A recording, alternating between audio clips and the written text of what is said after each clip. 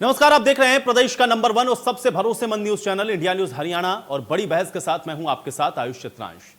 पूरी दुनिया कोरोना के महामारी से जूझ रही है और देश और प्रदेश भी इस महामारी के प्रकोप से अछूता नहीं है। आए दिन हजारों केस सामने आते हैं और कोरोना काल में अर्थव्यवस्था भी चरमराई हुई है।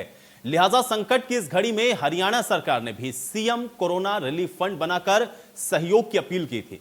अब रिलीफ फंड में कर्मचारियों से लेकर के हर वर्ग ने सहयोग दिया, लेकिन उसी सहयोग राशि पर अब बखेड़ा खड़ा हो गया है। विपक्ष ने रिलीफ फंड को लेकर के सरकार को घेरना शुरू कर दिया है। कांग्रेस ने हेराफेरी का आरोप लगाते हुए सरकार से इस रिलीफ फंड का हिसाब मांग लिया है। रणदीप सुरजेवाला ने पारदर्शिता न बरतने का आरोप लगाते हुए सरकार से हिसाब देने की मांग कर दी है। तो इनेलो नेता अभय चौटाला भी मौका मिलने पर सरकार को घेरने से नहीं चूकते। हालांकि विपक्ष के आरोपों के बाद मुख्यमंत्री मनोहर लाल खुद सामने आए और मुख्यमंत्री ने साफ कर दिया कि रिलीफ फंड में 290 करोड़ की राशि आई, इसका पूरा हिसाब है। साथ ही साथ मुख्यमंत्री ने यह भी कहा कि प्रवासी मजदूरों को घर भेजने, उनके रहने खाने को लेकर के सरकार ने आपदा फंड से भी 504 करोड़ रुपए की राशि खर्च की है।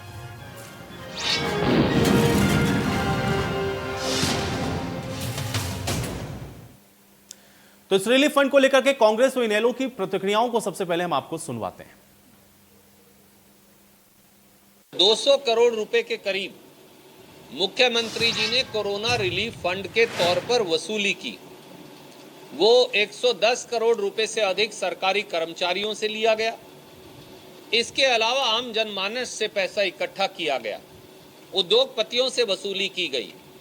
क्या मनोहर लाल खट्टर जी सारे फंड के डोनर्स के नाम और उस फंड का कितना पैसा कोरोना महामारी से लड़ाई में खर्च हुआ है, ये सार्वजनिक करेंगे? मैं उन्हें चुनौती देता हूं। सरकार ने तो जहां इस महामारी पे रोक लगानी चाहिए थी, रोक लगाने की बजाय इसको बढ़ाने का काम किया है। लोग आज बाजारों में धक्के खा रहे हैं, जिनको मास्क तक भी सरकार ने उपलब्ध नहीं कराए। क्या ये सरकार की जिम्मेवारी नहीं है? कोई बच्चा अगर किसी ने मास्क, बड़े बुजुर्ग ने, बच्चे ने नहीं लगा रखा, जिसको उपलब्ध ही नहीं हुआ, जिसको मिला ही नहीं कहीं से, वो अगर कहीं जाता है बाजार में तो पुलिस वाला उसको 2 रुपए का मास्क देने की बजाय 500 रुपए का चालान करता है। ये तो इस महामारी में भी मास्क के नाम के ऊपर भी लोगों को लूटने का काम कर रहे हैं। तो कोरोना रिलीफ फंड को लेकर के जो बखेड़ा खड़ा हुआ, उस पर कांग्रेस और इनेलो की तरफ से क्या कुछ प्रतिक्रियाएं दी गई, ये हमने आपको सुनवा दिया है। लेकिन आज के कुछ अहम सवाल, उस पर भी नजर डाल लेते हैं, उसके बाद इस चर्चा की शुरुआत करेंगे। सवाल पहला यह है कि सीएम कोरोना रिलीफ फंड पर आखिर ये जो सवाल हैं वो क्यों उठाए जा रहे हैं, इसका आधार क्या है? दूसरा सवाल अपने आप में बेहद महत्वपूर्ण है, क्योंकि अगर आपस में इसी तरीके से सभी पार्टियां लड़ती रहीं तो फिर कोरोना से कैसे निपटेंगे, ये भी अपने आप में एक बड़ा सवाल है। क्योंकि कोरोना की लड़ाई में ये कहा तो जाता है कि हम सब सरकार के साथ हैं, लेकिन इस तरीके के जो सवाल हैं वो भी इन सब के बीच में उठ रहे हैं। और ऐसे में सबसे महत्वपूर्ण ये हो जाता है कि आखिर कोरोना की लड़ाई में महत्वपूर्ण क्या है, कोरोना से बचाव या इस तरीके से इन सारे सवालों को उठाना। और विपक्ष भी जो सवाल उठा रहा है, दरअसल उसका जो जवाब दिया गया है, क्या उससे वो संतुष्ट है या फिर नहीं, या फिर जो हेराफेरी का आरोप विपक्ष की तरफ से लगाया जा रहा है उसका क्या जवाब भारतीय जनता पार्टी के पास है। आज इसी पर चर्चा करते हैं। तमाम मेहमान मेरे साथ जुड़ चुके हैं, उनका परिचय मैं आपके साथ करवा देता हूं। रेणु भाटिया जी हमारे साथ मौजूद हैं, बीजेपी के प्रवक्ता हैं, बहुत स्वागत है रेणु भाटिया जी आपका। केवल ढींगरा जी हमारे साथ जुड़ चुके हैं, कांग्रेस पार्टी के प्रवक्ता हैं, बहुत स्वागत केवल ढींगरा जी आपका। और ओंकार सिंह जी हमारे साथ जुड़े हुए हैं, इनेलो के प्रवक्ता हैं, ओंकार सिंह जी आपका भी बहुत स्वागत है। रेणु भाटिया जी आपसे शुरुआत करते हैं। तमाम प्रतिक्रियाओं को आपने सुन लिया, मुख्यमंत्री भी प्रेस कॉन्फ्रेंस करके आज गए, उनकी तरफ से भी पूरा हिसाब दे दिया गया, लेकिन फिर भी कांग्रेस पार्टी ये कह रही है कि इस पूरे फंड का सही तरीके से इस्तेमाल नहीं हुआ। और चुनौती भी उन्होंने दी कि इसका जो आंकड़ा है वो वर्ड बाय वर्ड अगर आप लोग रख दें तो आपके लिए एक चुनौती है। मैं चाहूंगा कि जवाब दें और बताएं कि जो पैसा आया उसका इस्तेमाल कैसे कोरोना से लड़ाई में आपके द्वारा किया गया, और विपक्ष के आरोपों का जवाब भी दें। आयुष, आज आपने बड़ा अच्छा विषय रखा है डिबेट का, क्योंकि इस तरह की चुनौतियां स्वीकार करना हमें पसंद इसलिए है क्योंकि हम ईमानदारी से काम करते हैं। और मजे की बात यह है, ये विपक्ष जो सालों साल से राज करता रहा है हिंदुस्तान पर, आज अगर उनसे कोई चीज का हिसाब पूछो तो उनके पास जवाब नहीं होता। मैं पिछले दिनों में आयुष आप लोगों के साथ ही डिबेट में जब थी तो एक आप लोगों ने बताया था कि वो लोग हिसाब पूछते हैं जिन्होंने कभी रुपया दान नहीं किया। अभी मेरे एक महानुभाव, मुझे दिख नहीं रहा है कि कौन मास्क की बात कर रहे थे, आप जिनसे पूछ रहे थे, शायद कांग्रेस के ही कोई भाई होंगे। अभय चौटाला जी की तरफ से कहा गया। हाँ, अभय चौटाला जी। तो मैं ऐसा जब देखती हूँ तो ये सोचती हूँ कि ये लोग इस तरह की बारीक बारीक बातों के ऊपर पॉइंट आउट करना नहीं भूलते हैं, लेकिन इतनी बारीक मदद या लोगों तक मदद पहुंचाना भूल जाते हैं। ये समझ नहीं आता कि इनका दिमाग इतना नेगेटिव क्यों चलता है जबकि कोरोना पॉजिटिव वालों को हो रहा है।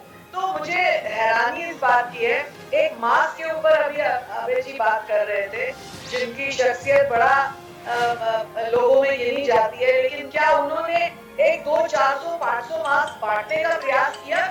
नहीं किया होगा, लेकिन बोलने का प्रयास जरूर किया कि सरकार मास्क नहीं दे सकती तो फाइन क्यों लगाती है। कभी भी इस तरह के लोग विदेश घूमने गए होते हैं, जब चाहे वो किसी पर्सनल अपनी फैमिली ट्रिप्स पे या ऑफिशियल ट्रिप्स पे, क्या वो देखते नहीं है वहाँ की एक एक चीज का कितना हम वहाँ पर सिस्टम देखते हैं। छोटे से आप रेड लाइट क्रॉस कर जाए फाइन, आप किसी ड्रेस कोड में नहीं है फाइन, और तभी वहाँ के देश सुव्यवस्थित और जो है तरक्की में होते हैं, तभी वो डेवलप्ड कंट्रीज में काउंट कर किए जाने लगे, जबकि भारत उनसे ज्यादा अधिक काम कर सकता है और अधिक क्षमतावान है। वो इसी तरह के लोगों के कारण है। ठीक है रेणु भाटिया जी, देखिए विपक्ष का काम है सवाल उठाना, और जाहिर बात है क्योंकि अगर फंड आया है तो ठीक बात है, उन्होंने सवाल उठाया, लेकिन सीएम की तरफ से यह बताया गया कि 290 करोड़ रुपए इस रिलीफ फंड में आया, लेकिन वो खर्च कहां पे हुआ, किन मद के अंदर वो खर्च किया गया, इसका कोई विस्तार पूर्वक जवाब नहीं दिया गया। और विपक्ष इसी बात को लेकर के सवाल खड़े कर रहा है कि जो फंड आया उसको कहां कहां और किस मद में कितना इस्तेमाल किया गया, इसका आंकड़ा वो मांग रहा है और कह रहा है कि इसके अंदर हेरा फेरी की गई है। मैं चाहूंगा कि अगर आपके पास कोई जानकारी हो तो जरा उसको बताते चलें। मैं केवल ढींगरा जी से भी इसका जवाब ले लेता हूं।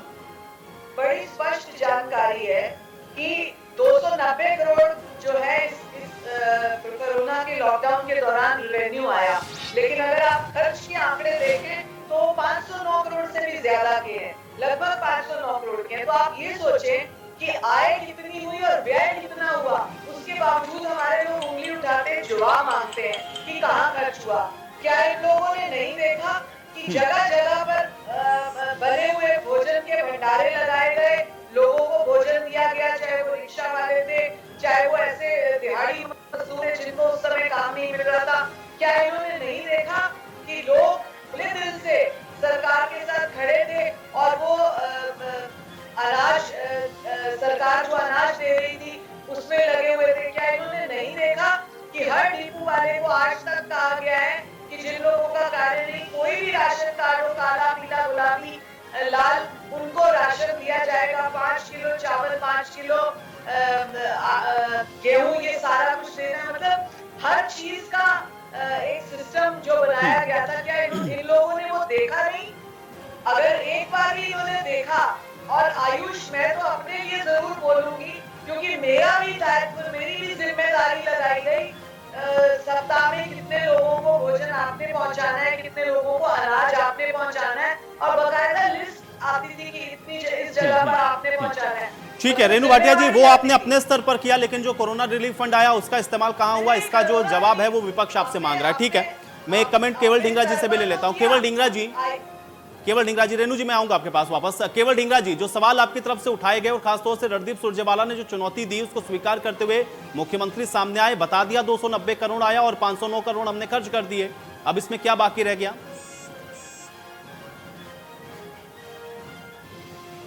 बात ये है कि बाकी ये रहना चाहिए, ये पता लगना चाहिए हरियाणा के लोगों को कि अगर आपने 504 करोड़ रुपया खर्च किया तो वो कहां पे किया, और अगर किया तो उसका श्वेत पत्र लाइए और आप ये लोगों को बताइए। कांग्रेस का सवाल सिर्फ ये है, आप लोगों को बताइए कि वो फंड जो है आपने कहां पे यूज किया। और अगर ये बात बताने में बीजेपी गुरेज करती है या हरियाणा की सरकार गुरेज करती है तो मुझे लगता है कि यहाँ पे कुछ ना कुछ दाल में काला हो सकता है, क्योंकि जब हम सवाल उठाते हैं तो बीजेपी इस बात से भाग जाती है। वो ये कहते हैं कि ये हमारे पे सवाल क्यों उठा रहे हैं। सवाल उठाना विपक्ष का काम है। जिस समय हम सत्ता में थे और बीजेपी विपक्ष में थी, उस समय ये हम पे सवाल उठाते थे तो हम इनको जवाब देते थे। आज इनको भागने में क्यों इंटरेस्ट नजर आता है? इनको सवाल का जवाब देना चाहिए, इनको एक श्वेत पत्र लाना चाहिए कि वो पैसे कहाँ गए, और उन पैसों का हिसाब जो है वो जनता को रखना चाहिए, क्योंकि जनता ने पैसे दिए थे। इनके कोई अपनी कमाई नहीं थी। आपको ये बताना चाहूंगा कि हरियाणा सरकार ने, जब हमारी सरकार गई थी तो 60,000 करोड़ का लोन था। जिस समय हमारी सरकार, अब जो कोरोना से पहले 1,98,000 करोड़ का लोन हो गया हरियाणा सरकार के ऊपर, वो इतना पैसा कहां खर्च हुआ ये भी हिसाब नहीं देते, ये नहीं बताते कि वो पैसा कहां गया। आज तक जो है कोई इंफ्रास्ट्रक्चर नहीं बना हरियाणा के अंदर, कोई रोड्स नहीं बनी, कोई इंस्टीट्यूशन नहीं बना, कोई काम नहीं हुआ, तो वो पैसा कहां गया वो नहीं हमें पता लगता। जब तक हमें ये ही नहीं पता चल रहा कि वो पैसे कहां गए, तो ये जो पैसा है 504 करोड़ जो है ये बता रहे हैं, ये कहां पे गया ये भी कैसे पता चलेगा। ये हरियाणा के लोगों को पता लगना चाहिए कि जो पैसा लोगों का पैसा है वो इनके बीजेपी सरकार का पैसा नहीं था, ये लोगों का पैसा था। वो कहां खर्च कर रही है सरकार, उसके लिए सीएजी बनी हुई है। सीएजी को बंद करने का काम भी इन्होंने किया, रिपोर्ट को बताने का काम नहीं करते। पीएम रिलीफ फंड अपना ही फंड ले रहे हैं, उसमें ये कहां पैसा खर्च कर रहे हैं। सीधा इतना कह देना कि हमने लोगों को खाना खिला दिया, किसको कितना खाना खिलाया बताना चाहिए। हमारे यहाँ पे हरियाणा के अंदर जो इंस्टीट्यूशन, जो प्राइवेट संस्थाएं थे, उन्होंने हर डिस्ट्रिक्ट में खाना खिलाया लोगों को। और हमारे जो लोग इस समय जो प्रवासी मजदूर थे बेचारे धक्के खाते रहे, उनको कहीं ना तो कोई बस प्रोवाइड की, ना उनको कोई रेल प्रोवाइड की, वो बेचारे सड़कों के ऊपर पैदल चलते हुए अपने घर को गए। इन्होंने किसको खाना दिया, किनको बस दी, किनको वो दिया, कुछ नहीं मालूम। और इसके ऊपर बहुत बड़ा घपला है, श्वेत पत्र लाना चाहिए हरियाणा सरकार को कि कहां पैसे खर्च किए। ठीक है, ओंकार सिंह जी, आपका भी मैं कमेंट जरूर चाहूंगा। और खासतौर से एक सवाल बड़ा महत्वपूर्ण इन सबके बीच में ये भी उठा था, क्योंकि अभय चौटाला ये कह रहे थे कि सरकार नाकाम है, मास्क तक उपलब्ध नहीं करवा पाई। ठीक है, इनकी जिम्मेदारी है, सत्ता इनके हाथ में है, इनको करना चाहिए, लेकिन कितनों को आप लोगों ने भी उपलब्ध करवाए, इसका भी जवाब साथ में दीजिएगा ओंकार सिंह जी। आयुष जी, मैं एक बात आपको कहना चाहूँगा, ये बीजेपी सरकार जब से बनी है ये जनता के अधिकार छीन रही है। जनता को ये मालूम करने का अधिकार तो है कि ये पैसा कहाँ से आया, कहाँ गया। अब ये क्यों नहीं देना चाहते? ये अपने आप को कहते हैं बहुत ईमानदार है। भाई इसकी ईमानदारी के चर्चे तो पूरे देश में चल ही रहे, हरियाणा कितना ईमानदार है। ये मेरी बहन रेनू भाटिया जी कह रही थी कि जिसने 1 रुपया दान नहीं दिया वो हिसाब कैसे मांग रहा है। मैं इनको ये बता दूं, ये कोई दुकान नहीं है बनिए की, ये पब्लिक का पैसा है। और जिसने दान दिया उसने भी, जिसने दान नहीं दिया उसने भी। इसको अधिकार है पूरा हिसाब लेने का। अगर आपने गड़बड़ नहीं करी तो आपको देने में दर्द क्यों हो रहा है? फिर अगर जनता मांग रही है हिसाब, कोई परमाणु बम का फार्मूला नहीं मांग रहे हम कह रहे हैं जो तुमने लिया, जो तुमने दिया उसको ब्लैक एंड व्हाइट में दिखा दो हमारे को। और भाई अभय चौटाला जी ने जो एक कहा कि ये सरकार आपदा को भी अवसर में बदल रही है, यहाँ भी पैसे कमाने का काम कर रहे हैं। 500 रुपए फाइन लगा रहे हैं, चालान काट रहे हैं। जिसने मास्क नहीं लगाया आप लगाओ 500 रुपए फाइन, लेकिन उसके साथ साथ गरीब लोगों को मास्क तो फ्री उपलब्ध कराओ। मैं आपको एक बात बताना चाहूंगा, इस कोरोना की महामारी में पूरा विपक्ष इस सरकार के साथ था, लेकिन इन्होंने कोई काम नहीं किया। आज अगर धार्मिक, सामाजिक और दूसरी संस्थाएं ना होती जिन्होंने लोगों की सेवा करी, जिन्होंने मजदूरों को अपने खर्चे में, ओंकार सिंह जी एक बात मुझे बताइए, क्योंकि मैं चाहता हूं कि थोड़ा सा क्लैरिफिकेशन साथ में होता रहे। मैं रेनू भाटिया जी से जवाब लूंगा इस बात का, क्योंकि वो सत्ता में है, उनकी ही जवाबदेही है। मैं आपकी बात सिर्फ 100% इत्तेफाक रखता हूं। मुझे ये बताइए, आपने कहा कि विपक्ष इनके साथ था, मतलब आप ये मान रहे हैं कि आप विपक्ष इनके साथ नहीं है? आप ये मानते हैं कि कोरोना की लड़ाई अब विपक्ष अलग लड़ेगा, सत्ता पक्ष अलग लड़ेगा?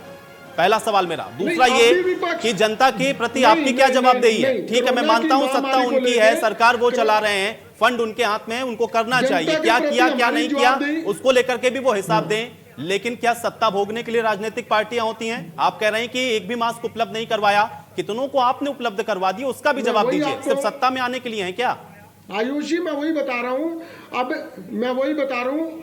अभय चौटाला जी एकमात्र हरियाणा के ऐसे नेता हैं जिन्होंने सबसे पहले 1 साल का अपना वेतन पूरा 5 लाख रुपए अलग से दिए। उसके बाद 1 truck mask, 1 truck sanitiser, 1 trucker जो पीपी किट है ये उन्होंने उपलब्ध कराई। उसके अलावा उन्होंने ये भी कहा कि मैं अपने 70 एकड़ की फसल सारी की सारी गरीबों को दूंगा। और हम छोटे छोटे कार्यकर्ताओं ने भी जितना हमारे से बन पाया हमने सेवा करी, हम भी इंसान है। अगर किसी का दुख देखेंगे तो हमें भी फील होता है।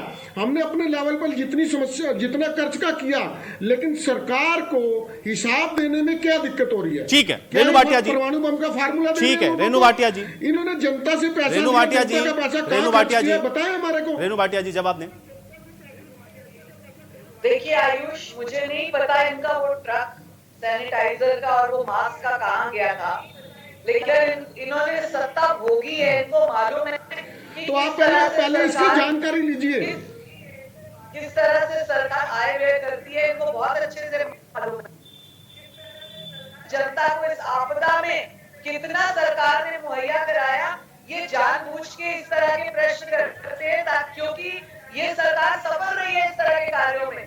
अभी आयुष, पिछले दिनों में मेरे ख्याल से 5 या 6 जून की तारीख थी, जब आपने प्रधानमंत्री जी को सुना, जो उन्होंने पूरा एक रुपए का हिसाब दिया था लाइव, जब उनकी 4 बजे लाइव थी, उसमें उन्होंने बताया कि 80 करोड़ लोगों को किस तरह से बना हुआ भोजन और कच्चा अनाज उपलब्ध कराया गया, और उन्होंने उसके अतिरिक्त नवंबर तक ये इस तरह का प्रोसीजर चलेगा, क्योंकि बहुत से लोग अभी भी काम पर नहीं है, बहुत से लोगों तक अभी भी जो है रेगुलर बेस नहीं पहुंच रहा है, इसलिए उनकी सहायता की जाएगी।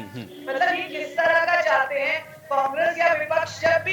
जब भी इस तरह की नहीं रेणु भाटिया जी, देखिए एक सवाल जो विपक्ष बार बार कर रहा है, मैं चाहूंगा कि थोड़ा सा उसको आप भी स्पष्ट करते चलें। ठीक है, जो बात आप कह रहे हैं वो तो सब पब्लिक डोमेन में है कि आप लोग कितना लोगों को मुफ्त में खिला रहे थे, कितना आप लोगों ने उनकी मदद की या किसको कहां से पहुंचाया, क्या किया। लेकिन मुझे ये बताइए कि अगर आप यह आंकड़ा दे सकते हैं, रेणु भाटिया जी, अगर आप यह आंकड़ा दे सकते हैं कि 290 करोड़ आया और 504 करोड़ रुपए आप लोगों ने खर्च किए, तो किस मद में कितना खर्च हुआ, यही तो विपक्ष जानने की कोशिश कर रहा है ना। थोड़ा सा उसको भी डिटेल में अगर बता देते मुख्यमंत्री, तो मुझे लगता है कि चर्चा और जो चुनौती सुरजेवाला ने दी थी वो वहीं समाप्त हो जाती। देखिए सुरजेवाला और क्या उसकी चुनौतियां, मुझे तो ये हैरानी होती है।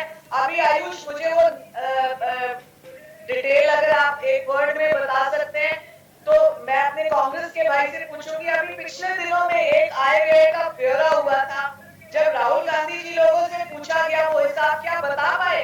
पिछला हिसाब आज तक नहीं बता पाए। उनके अपने कांग्रेस के अपने लीडरान ये कहते थे कि मैं 10 रुपए बेचता था और 2 रुपए पहुंचते थे।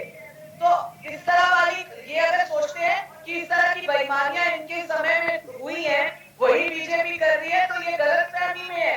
भारतीय जनता पार्टी चाहे, आपको ये बात ध्यान हो कि एक बार अमित शाह जी से किसी ने प्रश्न उठाया कि आपके इतने सारे भ्रष्ट कार्यालय बने, हिसाब किया, उन्होंने पूरा आंकड़ा, पूरा डाटा दे दिया, पूरा आय व्यय का ब्यौरा दे दिया कि ये कार्यकर्ताओं की और सहायकों की उससे मदद से बने हैं कार्यालय। इनकी तरह सरकार के पैसे को इस्तेमाल, जनता के पैसे को इस्तेमाल नहीं किया गया। ये भारतीय जनता पार्टी है। भारतीय जनता पार्टी का एक एक सिपाही, मेरे जैसा बहुत ही छोटा सिपाही भी, यदि आप घर में किसी 10 लोगों को भेजेंगे तो मैं उनकी सेवा में पूरी तरह लगूंगी। इनकी तरह नहीं कि वो विमान भी सरकार का लेंगे और शिप भी सरकार की लेंगे और वहां जाकर विदेशियों के साथ पार्टियां करेंगे। ये भारतीय जनता पार्टी की इस तरह की प्रवृत्तियां नहीं है, और ये लोग इसीलिए प्रश्न उठाते हैं। नहीं तो रेणु भाटिया जी, मुझे एक चीज का जवाब दीजिए। मैं केवल ढींगरा जी के पास जाऊंगा। रेणु भाटिया जी, अगर ये कह रहे हैं कि आप श्वेत पत्र ले आइए और आप खुद इस बात को स्वीकार कर रहे हैं कि आपने इन चीजों को खर्च किया है, कहीं कोई कमी आपने छोड़ी नहीं, जितना आया उससे ज्यादा आपने खर्च किया, एक श्वेत पत्र ले आइए, यही तो मांग कर रहा है विपक्ष। क्यों नहीं ला रहे हैं? आप नहीं लाएंगे तो विपक्ष का ही उबट होगा उसके ऊपर, फिर तो वो कहेगा क्योंकि उसको मौका दे रहे हैं आप लोग कहने का। अगर आपने अपने एंड से सब अच्छा किया है तो आप लाइए श्वेत पत्र, दीजिए इनको। आज माननीय मुख्यमंत्री जी ने पूरा विस्तार से बताया कि कहां किस तरह से हमने खर्च किया, और अभी अगर आप इस तरह का ब्यौरा मांगते हैं तो सरकार के पास हर डाटा है। मैंने आपको एक ही शब्द कहा कि ये कांग्रेस की सरकार नहीं है जो 50 वर्षों से जनता का केवल पैसा खाती रही और गरीब आज तक गरीब रहा। ये माननीय मोदी जी की सरकार है जो हर गरीब के खाते तक पैसा पहुंचाती है, उसके बीच में कोई बिचौलिया सिस्टम खत्म करने वाली सरकार है। ये मोदी जी की सरकार है कि हर एक के घर तक राशन पहुंचता है। ये मोदी जी की सरकार है कि यहाँ पर यातायात के वो साधन उपलब्ध कराए गए कि एक व्यक्ति अगर मैं अपने घर जाना चाहता हूँ तो उसको घर भेजने तक की व्यवस्था की, और 3 गुना अधिक व्यय में व्यवस्था क्योंकि एक ट्रेन में अगर 4000 लोग बैठे हैं तो डिस्टेंसिंग का ध्यान रखते हुए 1200-1500 लोगों को भेजा गया।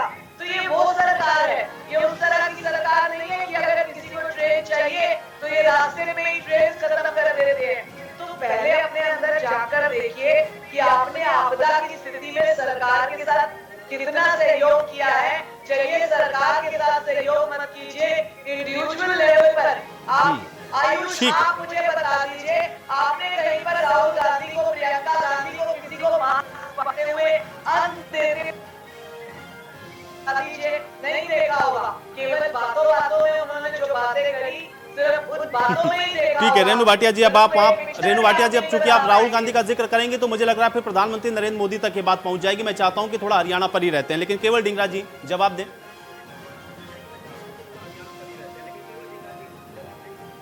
देखिए आयुष जी, आपने देख लिया कि इनके पास कोई जवाब नहीं है, ना ही ये जवाब देना चाहते हैं। जब इनसे आप जवाब मांगेंगे तो ये कभी राहुल गांधी की बात करेंगे, कभी ये मोदी की बात करेंगे, कभी अमित शाह की बात करेंगे। हम हरियाणा की डिबेट कर रहे हैं और इनके जो अमाउंट है 504 करोड़ जो मुख्यमंत्री जी ने खर्च किया उसके बारे में बात कर रहे हैं। लेकिन ये उसके बारे में ना बात ना करके कभी अमित शाह जी पे पहुंच जाती हैं, कभी मोदी जी पे पहुंच जाते हैं, कभी राहुल गांधी जी पे पहुंच जाते हैं, कभी प्रियंका गांधी जी पे पहुंच जाते हैं। वो हमारे देश के नेता हैं, उनको उन्होंने कोरोना में जो देश के लिए किया है वो उनके ऊपर छोड़ देते हैं ना। हरियाणा की बात तो करते नहीं। हरियाणा की बात पे रेणु भाटिया जी बोलती हैं, रेणु भाटिया जी ये बताती नहीं कि 504 करोड़ रुपए इन्होंने कहाँ खर्चे। इनको ये बताना चाहिए कि 504 करोड़ रुपए संजीदा लोगों के, हरियाणा के लोगों का पैसा अगर 290 करोड़ रुपया इन्होंने लिया तो वो कहाँ खर्चा, ये बताना चाहिए। ये बात करने से, इधर उधर भागने से ये काम तो वो नहीं होगा।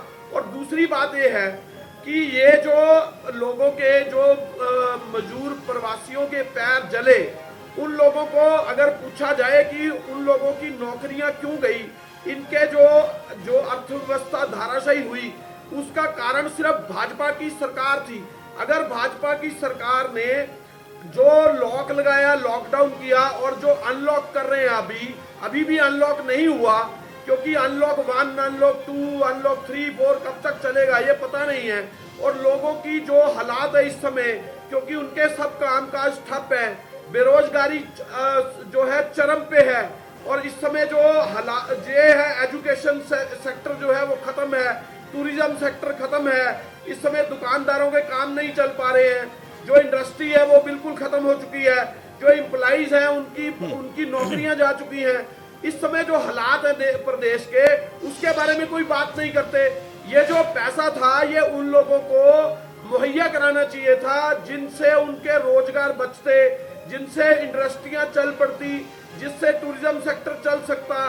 सारी तरफ से लॉकडाउन करके, अनलॉक करके भी आज भी बंद है। ये इसका फायदा सरकार ले रही है। ये बताना चाहिए कि इस सरकार को इस चीज का फायदा लेना चाहिए था या लोगों के लिए काम करना चाहिए था। ये लोगों का हालत खराब करने का काम जो है ये भाजपा की सरकार ने किया है। आज तक लोग भुगत रहे हैं। हमारी बेरोजगारी की दर जो है, जो 4% हुआ करती थी हमारी सरकार के टाइम पे, आज 33% से ज्यादा हो चुकी है। तो ये लोगों के साथ क्या अन्याय कर रहे हैं, इनको अन्याय करते हुए ये समझ में नहीं आती। ये सिर्फ प्रियंका गांधी, राहुल गांधी की बात करके भाग सकते हैं क्या? इनको ये समझना चाहिए कि जो इस समय हालात है हरियाणा के, उसके बारे में इनको क्या कहना है। वो जो पैसा था रिलीफ फंड में लिया गया था, वो उन लोगों की सहायता करने के लिए था जो इंडस्ट्री वाले थे, जो टूरिज्म सेक्टर वाले थे, जो छोटे छोटे दुकानदार थे। केवल ढींगरा जी, केवल ढींगरा जी, अब ठीक है, केवल ढींगरा जी, केवल ढींगरा जी, केवल ढींगरा जी, अब इस पिक्चर को थोड़ा सा बड़ा करेंगे। केवल ढींगरा जी, अब इस पिक्चर को थोड़ा बड़ा करेंगे, क्योंकि आप भी एक राष्ट्रीय पार्टी हैं और उसके आप प्रवक्ता भी हैं। आप यहाँ पर बैठे हुए हैं, ये बात अलग है कि आप हरियाणा को रिप्रेजेंट कर रहे हैं। मुझे ये बताइए कि विपक्ष का काम है कि वो सवाल उठाए, बहुत अच्छी बात है। आप हरियाणा के अंदर विपक्ष में आप सवाल उठाइए, रेणु भाटिया जी को उसका जवाब देना चाहिए और इनके पास होना चाहिए उस बात का जवाब। लेकिन अन्य प्रदेशों के अंदर जहां आप सरकार चला रहे हैं, वहां भी सीएम रिलीफ फंड बने, वहां पर कितनी पाई का हिसाब आपने दिया? वहां पर ऐसी कौन सी ऐसी स्पेशल योजना आपने चलाई कि वहां की इकोनॉमी बहुत ग्रो कर गई हो, जिसका एक एग्जाम्पल आप सेट कर दें तो रेणु भाटिया जी उसको इंप्लीमेंट कर दे हरियाणा के अंदर।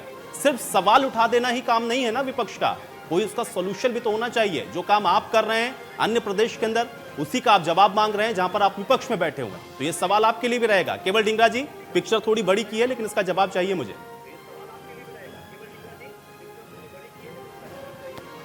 भूपिंदर सिंह हुड्डा जी 10 साल मुख्यमंत्री रहे हरियाणा के। हमारे काल के अंदर जो हरियाणा 14वें नंबर पे था वो पहले नंबर पे आया।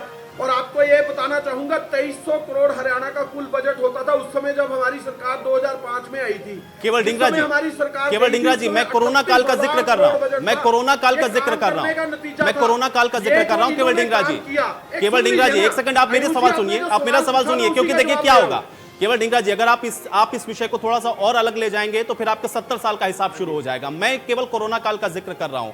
कोरोना कैसे आया, क्यों आया, उसको लेकर क्या इंतजाम किए गए, ये किसी को नहीं पता था। अचानक से एक महामारी आई, इससे निपटने के लिए तमाम राज्यों के मुख्यमंत्रियों के साथ बाकायदा बैठक करके उसके बाद लॉकडाउन का फैसला और अनलॉक तक भी मुख्यमंत्रियों के साथ सलाह मशवरा होता है। अन्य प्रदेशों के अंदर जहां आपकी सरकारें चल रही हैं, वहां पर आपने ऐसा कौन सा विशेष ऐसा काम कर दिया जिससे वहां लोगों की नौकरियां बच गई हो, वहां का इंफ्रास्ट्रक्चर बहुत बेहतर हो गया हो, वहां लोग खुशहाल हो रहे हो, वहां लोगों को परेशानी ना हुई हो इस लॉकडाउन के अंदर? और सीएम रिलीफ फंड को लेकर के वहां कितनी पारदर्शिता आप लोगों ने बरत दी जो ये लोग नहीं बरत पाए? मैं चाह रहा हूं कि आप वो थोड़ा सा मुझे समझा दें, या सिर्फ विपक्ष में बैठे इसलिए सवाल पूछे। आयुष जी, असल में बात यह है, जिस समय हमारा टाइम था हम उसका जवाब दे सकते हैं। अब जब बीजेपी की सरकार है, मुख्यमंत्री खट्टर साहब है, और उन्होंने क्या किया इस दौरान के अंदर और क्या काम किया, उसके बारे में तो हम सवाल ही कर सकते हैं ना। हम ये पूछ सकते हैं कि ये जो सही बात है केवल डिंगरा जी, मुझे लग रहा है आप मेरा सवाल समझ नहीं पा रहे हैं। मैं बिल्कुल सिंपल सवाल आपसे पूछ रहा हूं। मैं कह रहा हूं कि आप सवाल पूछिए, आप सवाल पूछिए, आप सवाल पूछिए, आप सवाल पूछिए। सवाल पूछना आपका अधिकार है क्योंकि आप विपक्ष में बैठे हैं, आप सवाल पूछ रहे हैं। ओंकार जी भी विपक्ष में बैठे हैं, उनसे वो भी सवाल पूछ रहे हैं। लेकिन ओंकार जी से मैं ये सवाल इसलिए नहीं पूछता हूं क्योंकि इनेलो सिर्फ हरियाणा के अंदर है। कांग्रेस एक राष्ट्रीय पार्टी है, कई प्रदेशों के अंदर आप सरकार चला रहे हैं। रिलीफ फंड को लेकर के अगर आप सवाल उठा रहे हैं तो आपके प्रदेशों के अंदर कितनी पारदर्शिता बरती गई? ऐसा कौन सा मैकेनिज्म आपने डेवलप कर दिया कि उन प्रदेशों के अंदर बहुत अच्छा हो गया हो, ये नहीं कर पाए हरियाणा के अंदर? तो सवाल बनेगा। लेकिन अगर आप अपने प्रदेशों के अंदर जहां सरकार चला रहे वहां नहीं कर पाए तो फिर आप इनसे सवाल किस बिना पे पूछ रहे हैं? आयुष जी, बात यह है, आपकी बात बिल्कुल वाजिब है। दूसरी स्टेटों के अंदर जहां पे कांग्रेस की सरकार है वहां पे मैं बताना एक चाहूंगा कि जो वहां का मुख्यमंत्री है उसके फैसलों पे सारी चीज निर्भर करती है। अब आप देखिए जिस तरह से रिलीफ फंड वहां पे पंजाब के अंदर आया, पंजाब के अंदर रिलीफ फंड जो है वो इंडस्ट्री को बचाने के अंदर काम किया जा रहा है, उसके अंदर उसको रिलीफ फंड को देने का काम कर रही है सरकार। पंजाब के अंदर जो हमारी नौकरियां जा रही थी उनके लिए बसें जो हैं वो दोबारा से यूपी और बिहार भेजी गई, वहां से उनको वापस लाने का काम करने के लिए काम किया, यहां से उनको वापस भेजने के लिए काम किया। जो अब केवल डिंगरा जी देखिए, मैंने ये सवाल इसलिए पूछा, केवल डिंगरा जी मैंने ये सवाल केवल इसीलिए पूछा था क्योंकि जो काम आप गिना रहे हैं, क्योंकि जो काम आप गिना रहे हैं केवल डिंगरा जी, आप जो काम गिना रहे हैं ना, वही काम गिनवा रही थी रेणु भाटिया जी। लेकिन श्वेत पत्र वहां भी आप नहीं लाए, यहां भी ये नहीं लाएंगे, इसलिए मैंने ये सवाल सिर्फ आपसे पूछा था। ठीक है ओंकार जी, इन्होंने अगर श्वेत पत्र दे, ओंकार सिंह जी, ठीक है ओंकार सिंह जी, आज भी कर रहा हूं, अभी भी केवल डिंगरा जी, केवल डिंगरा जी, ठीक है। 504 करोड़ जो मुख्यमंत्री जी ने कहा है, बिल्कुल ठीक है। अब ये आपका सवाल है, ये आपका सवाल है, ये विपक्ष का सवाल है, विपक्ष ये मांग कर रहा है तो ठीक है। अब सरकार इस पर क्या पक्ष रखती है उसका आंकड़ा और उसका जवाब मैं रेणु जी से ले लूंगा। ठीक है, अब ओंकार सिंह जी को बोलने देते हैं। ओंकार सिंह जी थोड़ा सा और जवाब दें क्योंकि पिक्चर जब मैंने बड़ी की तो जवाब नहीं है विपक्ष के पास, सिर्फ विपक्ष बैठा हुआ है हरियाणा के अंदर, इसलिए वो सवाल पूछ रहा है। लेकिन उनके पास कोई खुद भी कोई प्लानिंग नहीं है, कोई सुझाव नहीं है, कुछ बता नहीं सकते। जहां उनकी सरकार है वो भी कह रहे हैं कि हमने देखिए प्रवासियों के लिए भी काम किया, इंडस्ट्री के लिए भी काम किया, यही बात तो बीजेपी भी कह रही है। आयुष जी, मैं ये कहना चाहूंगा कि इनेलो हमेशा सरकार का साथ देती आई है कोरोना महामारी के मामले में, और अब भी हम कोरोना महामारी के मामले में सरकार के साथ हैं, जनता के साथ है, जनता की सुविधाओं के साथ हैं। मामला तो छोटा सा है कि आपने कितने पैसे कोरोना फंड में लिए और कितने प्रयोग किए, इसकी लिस्ट दे दीजिए, कोई बड़ी बात नहीं है। इस बात को इतना घुमाने फिराने की क्या जरूरत है? ये मोदी जी पे चले थे, राहुल गांधी पे चले थे, इतनी दूर जाने की जरूरत नहीं। हमारा तो दायरा छोटा सा है। हरियाणा के अंदर जितना फंड आया वो अगर सही यूज हुआ है तो हिसाब देने में कोई फर्क नहीं पड़ता। अगर उसमें कुछ गड़बड़ है तो ही इसमें दिक्कत आ रही है। नहीं, मामूली सी बात है, हिसाब दे दिए। हम सरकार के साथ है कोरोना महामारी के मामले में, और कोरोना महामारी के मामले में जनता की सेवा में सरकार के साथ कंधा से कंधा लगा के हम भी लड़ रहे हैं। ठीक है रेणु भाटिया जी, अब आप जवाब दें। जब इनको जवाब देना होता है तो ठीक है, अपनी बात को इधर उधर ओंकार भटका जी मैं देते जवाब ले लेता हूं, मैं जवाब लेता हूं। रेणु भाटिया जी जवाब दें। देखिए आयुष मेरे भाई बड़े ऊंचे ऊंचे स्वर में भाषा तो बोल रहे थे, लेकिन आपके प्रश्न का उत्तर नहीं दे पाए। और ये बात बिल्कुल ठीक है, माननीय मोदी जी भी कहते हैं, माननीय मनोहर लाल जी भी यही बात कहते हैं कि सरकार चलाने में यदि विपक्ष के कुछ लोग कोई अच्छी सलाह देते हैं तो उसको मानना कोई गलत बात नहीं है, वो एक प्रशंसनीय बात।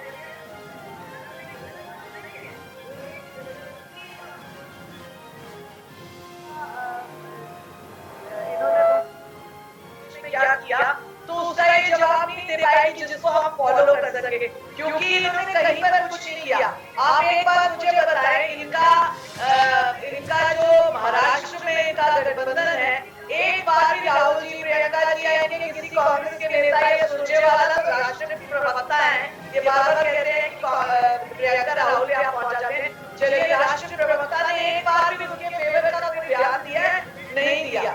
तो इस तरह से कुछ बता नहीं पाएंगे क्योंकि इनकी मानसिकता यही है। आपने अभी पूछा कि गड़बड़ है, इन्होंने भी कहा गड़बड़ है, इसीलिए आप बता नहीं रहे। गड़बड़ पर्यायवाची शब्द है कांग्रेस का, और उनको लगता है कि हम गड़बड़ करते रहे, ये भी गड़बड़ करेंगे, और बार बार श्वेत पत्र मांग रहे हैं। इनका क्या है, ये तो किसी से भी हिसाब मांगना शुरू कर देते हैं और बाद में लज्जित होते हैं। जब पूरा हिसाब सामने आता है तो उसके बाद इनको लज्जा होती है।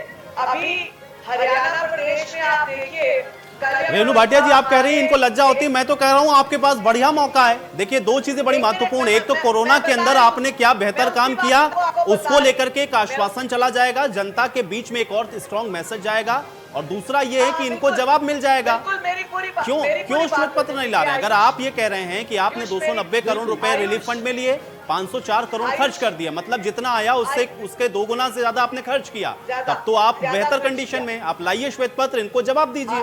और अगर आप नहीं लाएंगे तो विपक्ष ये सवाल आपसे पूछता रहेगा। रेणु भाटिया जी आयुष, मेरी पूरी बात होने दीजिए। आपने 2 या 3 दिन पहले माननीय बराला जी की एक प्रेस कॉन्फ्रेंस भी दिखाई, जिसमें उन्होंने पूरा डाटा भी आपको दिया कि कितने लाख, 2.5 लाख के करीब गुलाबी कार्ड के लोग हैं, जिनका लोगों का जो उनके परिवार के सदस्यों को गिन के 6.5-7 लाख के करीब लोग बनते हैं जिनको राशन पहुंचाया गया। उसके अतिरिक्त जो दूसरे राशन कार्ड है, जिनका 4-4.5 लाख राशन कार्ड है, लगभग उनके व्यक्तियों मिला के, परिवार के सदस्यों को मिला के 10 से 11 लाख के बीच में लगभग राशि बनती है लोगों की, उन तक राशन पहुंचाया गया। तो ये और कौन सा ब्यौरा, किस तरह का ब्यौरा चाहते हैं? ये आपदा के दौरान उनको रेलवे स्पेशल रेल्स करवाकर हिसार से, रोहतक से, भिवानी से, सिरसा से स्पेशल ट्रेन करवाकर उनको उत्तर प्रदेश, बिहार, पटना के कई स्थानों तक, मतलब कितनी जगहों तक उनको पहुंचाया गया। क्या वो आय और व्यय का ब्यौरा नहीं है? और किसको ये लोग किसको हिसाब बोलते हैं? और जितनी ट्रेन गई, आयुष मैं गवाह हूं इस बात की कि सरकार द्वारा हमें पानी की, एक व्यक्ति को 2 भोजन के बने हुए पैकेट और 2 पानी की बोतल उनको रास्ते में जाने के लिए व्यवस्था करके दी गई कि वो ट्रेन से अपने गांव तक जाएंगे। लगभग 2 समय का भोजन उनको रास्ते में खाना होगा। वो भोजन और 2 बोतल पानी ये उनको उपलब्ध कराया गया। ये बातें तो मांगी नहीं है। ये किस तरह के ब्यौरे चाहते हैं? तो और खर्च किसके ऊपर होगा? कोई हमने अपने किसी दामाद को कहीं पर जमीन थोड़ी दिलवानी है, हम लोगों ने जनता के ऊपर खर्च करना है। ठीक है केवल ढींगरा जी, क्योंकि जिस गड़बड़ की आप बात कर रहे थे, मैं चाह रहा हूं कि थोड़ा सा उस पिक्चर को आप भी बड़ा कर दें। गड़बड़ कहां नजर आ रही है और क्या गड़बड़ हो गई है? अगर 290 करोड़ आया, 504 खर्च हुआ, ठीक बात है कि आपको पूरा ब्यौरा इन्होंने नहीं दिया कि एक-एक रुपए कहां इन्होंने खर्च किए, लेकिन मोटे तौर पर तो हिसाब वो आपको दे ही रहे हैं। फिर इसमें गड़बड़ आपको कहां नजर आ रही, मैं थोड़ा सा ये समझना चाह रहा हूं। केवल ढींगरा जी। आयुष जी, अभी देखिए, आपने भी पंजाब और दूसरी स्टेटों में, कांग्रेस की स्टेटों में मुझे ये कहने पे वो कहा कि वहाँ का क्या है। मैं प्रवक्ता हरियाणा का हूँ, मुझे हरियाणा की पूरी नॉलेज है। और जहाँ तक अभी रेणु भाटिया जी ने जो बात करी है, इन्होंने कहा है हमने यहाँ से रेल भेजी है। मुझे एक रेल का नाम बता दें जो हरियाणा से रेल मजदूरों को लेके यहाँ से गई हो। एक रेल का नाम बता दें, एक भी रेल हरियाणा से नहीं चली जो मजदूरों को लेके कहीं बाहर गई हो। दूसरी बात मैं आपको बताना चाहूंगा, जो पंजाब से बसें, केवल ढींगरा जी, नहीं, केवल ढींगरा जी, केवल ढींगरा जी, देखें नहीं, केवल ढींगरा जी तथ्यों के साथ बात करें। कितनी खबरें जो हरियाणा से चली हो, श्रमिक स्पेशल ट्रेनें जो चल रही थी, केवल ढींगरा जी, वो कोई स्पेशल नाम नहीं उन गाड़ियों का, वो श्रमिक स्पेशल ट्रेन थी, वो चली, वो हरियाणा में अभी हम लोगों ने भी दिखाया, हमारे सहयोगी भी वहां पे मौजूद थे, कौन मजदूर कैसे गया, वो सारी रिपोर्टिंग हुई है। केवल ढींगरा जी, इसलिए ये मत कहें कि हरियाणा से ट्रेन ही नहीं गई, ऐसा तर्क तो ना रखे ना कि कोई उस चीज को एक्सेप्ट ना करे। फिर वही दोबारा पूछ रहा हूँ, हमारा हरियाणा का जंक्शन अंबाला है। आयुष जी, हमारा जंक्शन जो है हरियाणा का अंबाला है, और भी कई जंक्शन है। मुझे एक ट्रेन का नाम बता दें जो हरियाणा से मजदूरों को लेके चली हो और वो मजदूरों को अपने घर तक छोड़ के आई हो। एक ट्रेन का नाम बताएं, बाकी तो छोड़ दीजिए। मैं क्या कह रहा हूं केवल ढींगरा जी, श्रमिक स्पेशल ट्रेनें क्या थी? कह रहे हैं कि रोहतक से, हिसार से, सिरसा से जो श्रमिक स्पेशल ट्रेन चली वही तो थी ना, किसी ट्रेन का कोई स्पेसिफिक नाम नहीं था। ट्रेनें चली। आयुष जी, मेरी बात सुन लीजिए, मैंने बात फिर दोबारा यही कही, श्रमिक ट्रेनें चली, लेकिन मैं पूछ रहा हूँ हरियाणा से कौन सी चली?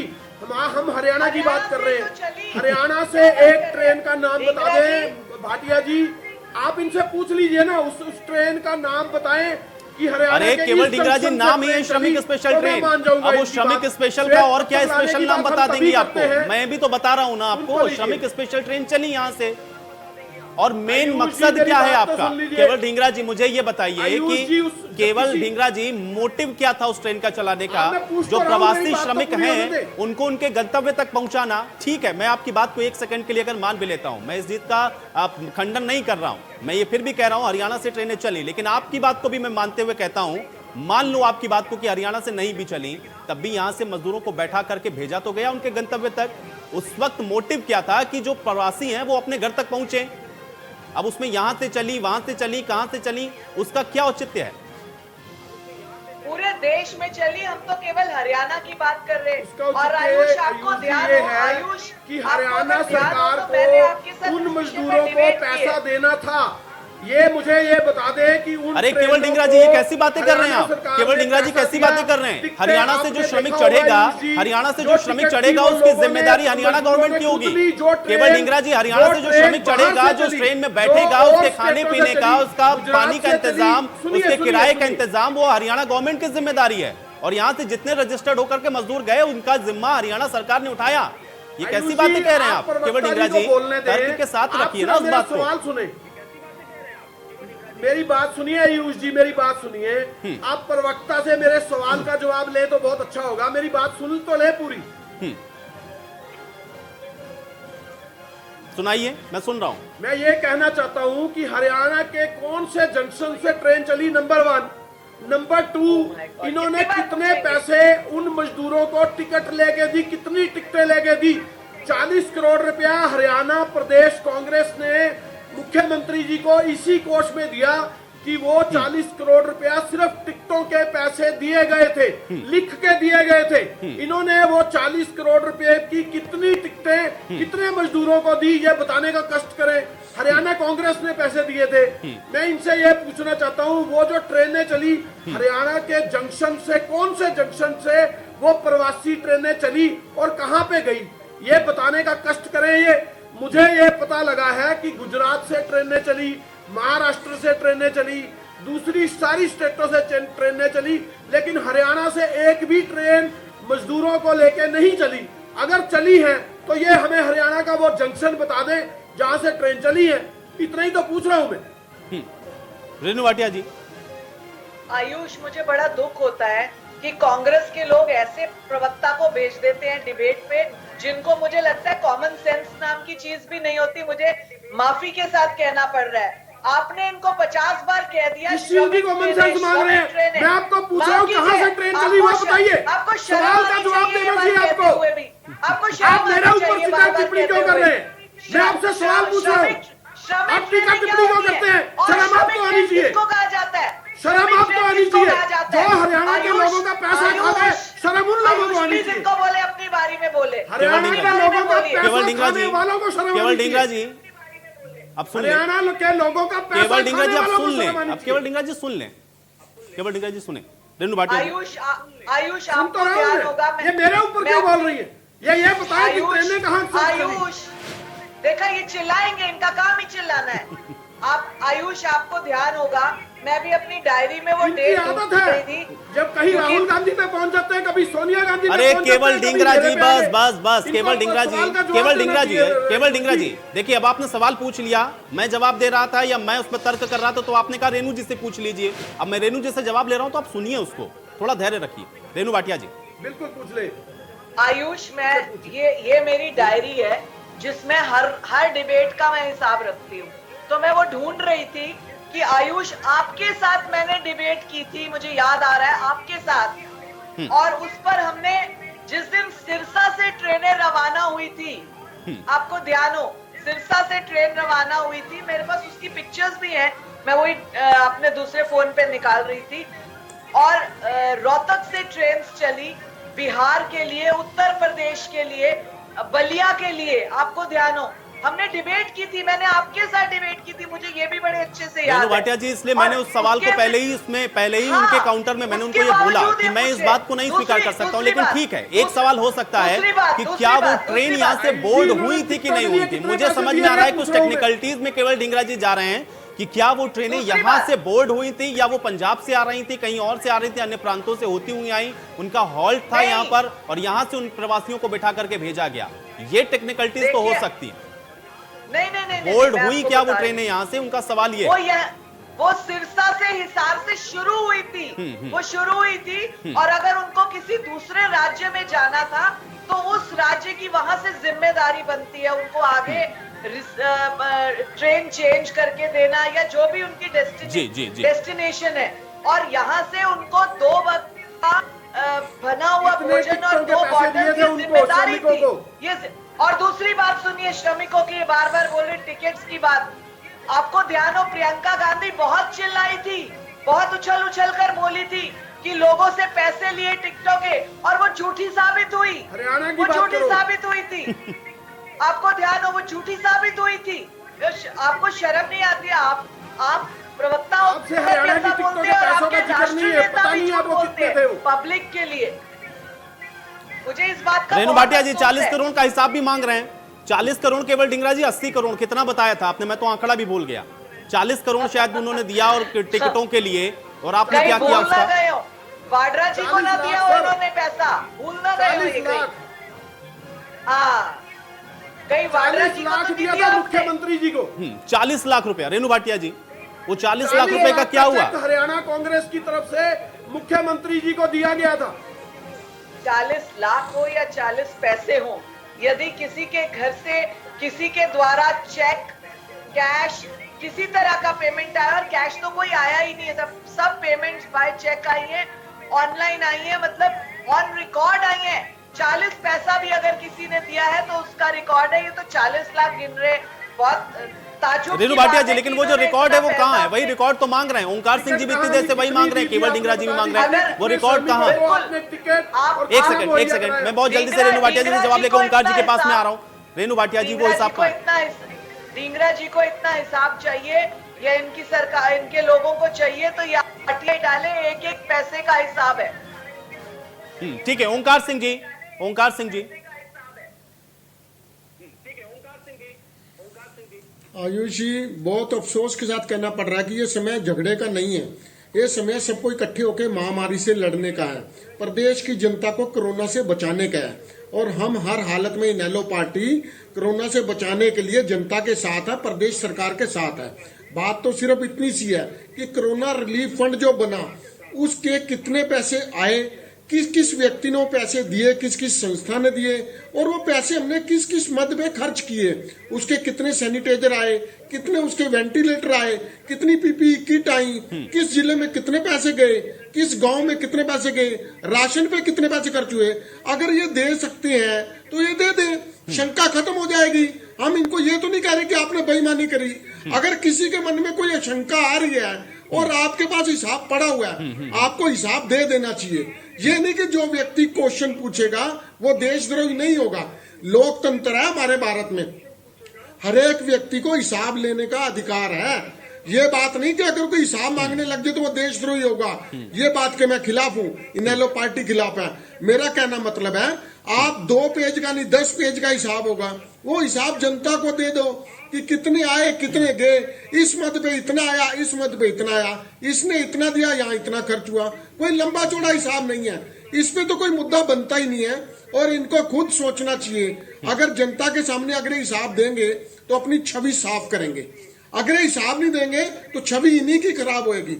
जनता को लगेगा कि इन्होंने कुछ जरूर ठीक है, दाल में काला किया है। ठीक है ओंकार जी, आपका इसी बात के साथ मुझे समाप्त करना होगा, मेरे पास समय नहीं है। इतना सा काम है। ओंकार सिंह जी बहुत शुक्रिया, केवल डिंगरा जी आपका बहुत शुक्रिया और रेणु भाटिया जी आपका बहुत शुक्रिया अपना समय निकालने के लिए, चर्चा का हिस्सा बनने के लिए। हालांकि अब सरकार से सवाल यह हो रहा है कि जो सीएम रिलीफ फंड में पैसा आया, जो पैसा दिया गया सीएम रिलीफ फंड के अंदर, वो किस मद में और कितना खर्च हुआ, इसका हिसाब सरकार को देना चाहिए। हालांकि मुख्यमंत्री ने प्रेस कॉन्फ्रेंस करके ये तो बता दिया कि 290 करोड़ रुपए सीएम फंड में आया, इसके अलावा 504 करोड़ रुपए का जो खर्च है वो राज्य सरकार ने किया है। लेकिन विपक्ष अभी भी इन सारी बातों पर अड़ा हुआ है कि एक एक पैसे का जो हिसाब है वो उनको मिलना चाहिए। लेकिन इस कोरोना काल के बीच में सबसे अहम यह है कि आखिर ये जो विपक्ष जवाब मांग रहा है, क्या यह सही समय है कोरोना काल के अंदर कि इस तरीके का जो हिसाब है वो मांगा जाए, या इस वक्त प्रायोरिटी क्या होनी चाहिए कि कोरोना से निपटना है या फिर यह हिसाब मांगना है। यह भी विपक्ष और सत्ता पक्ष दोनों को बैठकर समझना होगा। आज बड़ी बहस में मेरे साथ फिलहाल इतना।